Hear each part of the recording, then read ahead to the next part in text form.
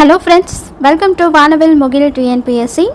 இன்றைக்கி நம்ம 6th Tamil term 2ல் நியூ புக் சிலபஸில் இயல் 5 அதுலேருந்து இம்பார்ட்டன்ட் கொஷின்ஸ் பார்க்க போகிறோம்.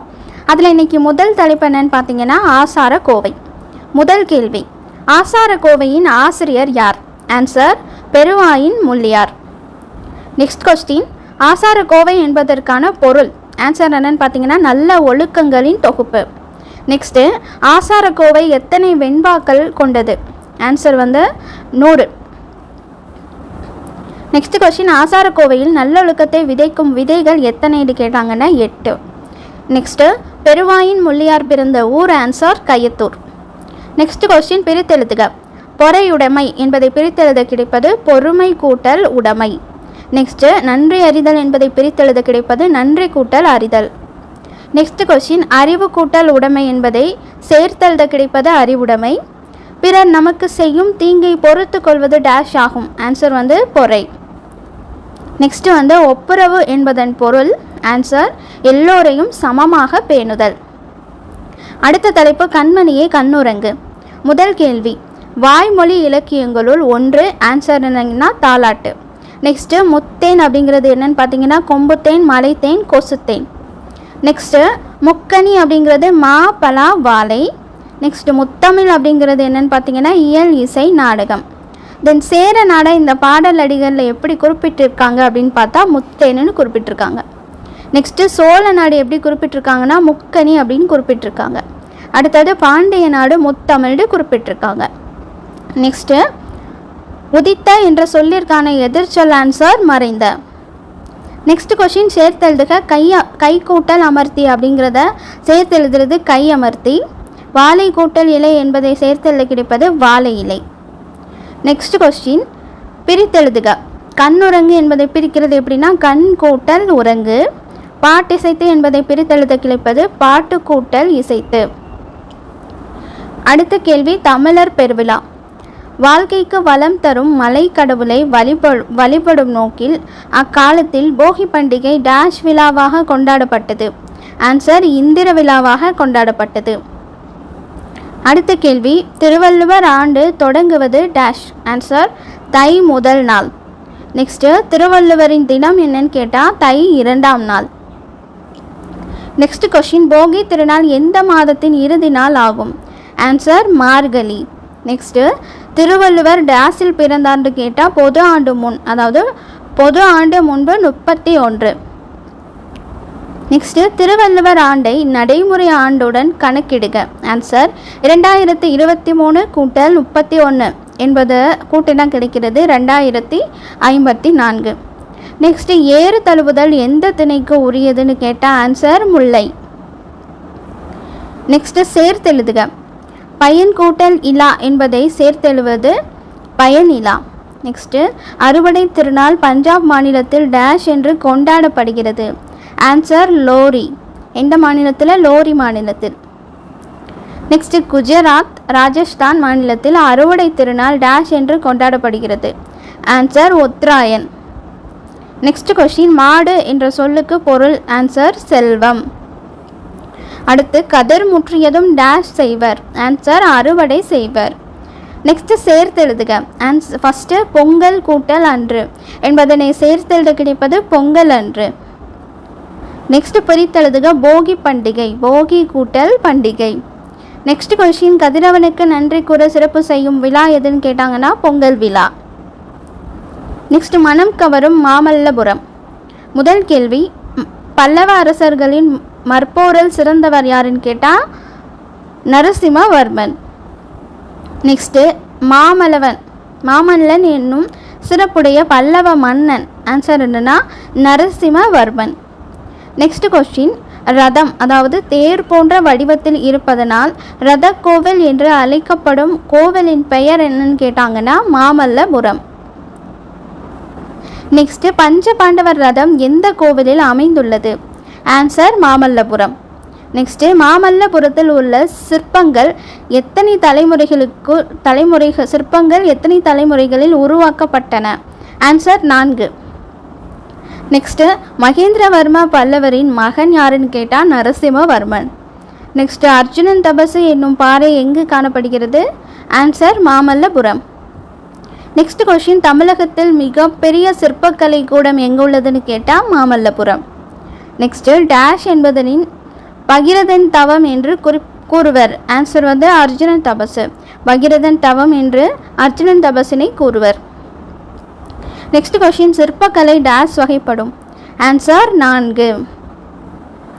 நெக்ஸ்ட் கொஸ்டின், சிற்பக்கலையின் 4 வகை யாவைன்னு கேட்டாங்கன்னா குடைவரை கோவில்கள், கட்டுமான கோவில்கள், ஒற்றைக்கல் கோவில்கள் மற்றும் புடைப்பு சிற்பங்கள். நெக்ஸ்ட்டு, 4 வகைகளுக்கும் காணப்படும் ஒரே இடம். ஆன்சர் என்னன்னு கேட்டாங்கன்னா மாமல்லபுரம். நெக்ஸ்ட், ஆகாய கங்கைக்கு பூமிக்கும் வருவது போல அமைக்கப்பட்டுள்ள கோவிலின் பெயர் மாமல்லபுரம். அடுத்தது மயங்கொலிகள். முதல் கேள்வி, மயங்கொலி எழுத்துக்கள் எத்தனை? ஆன்சர் 8. அடுத்த கேள்வி, நா எழுத்துக்களை பற்றி பார்க்கலாம்.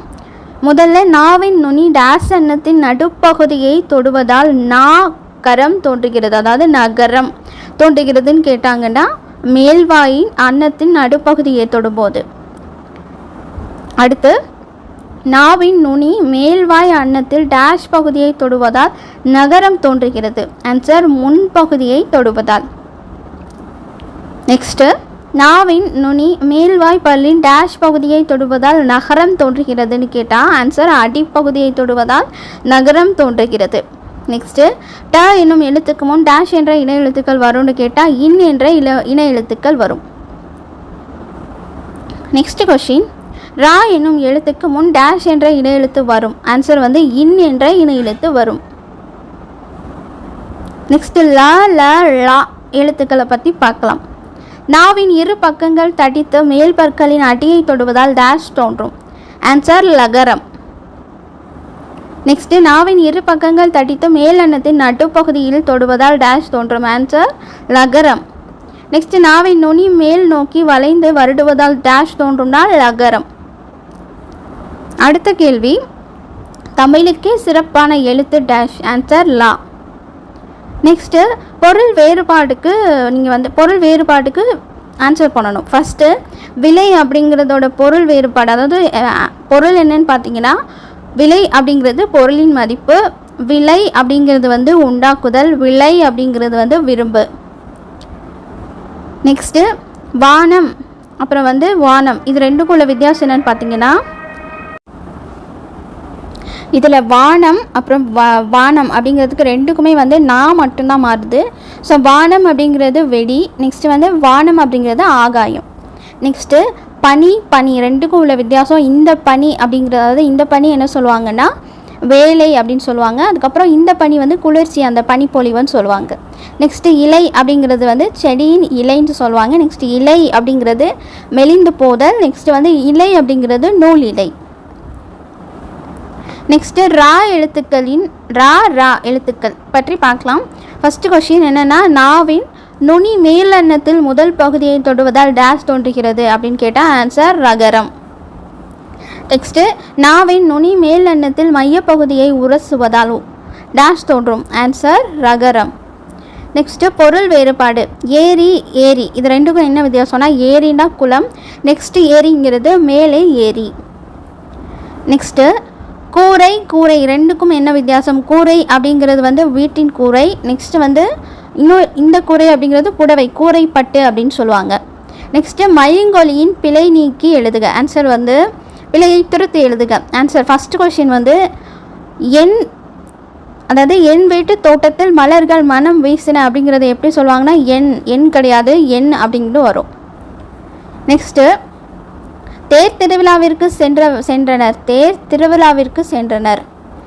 நெக்ஸ்ட்டு, வாழைப்பழம் உடலுக்கு மிகவும் நல்லது. இதில் வந்து இந்த நல்லதில் ஸ்பெல்லிங் மிஸ்டேக் இருக்குது. ஸோ வாழைப்பழம் உடலுக்கு நல்லது.